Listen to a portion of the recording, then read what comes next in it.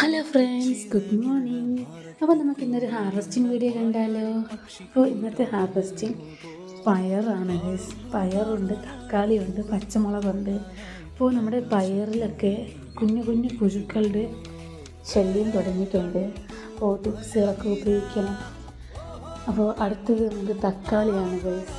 അപ്പോൾ തക്കാളി 2 ഇപ്പോൾ ഉണ്ടായിട്ടുള്ളൂ. പിന്നെ കുറേ പച്ച തക്കാളി നിൽപ്പുണ്ട്.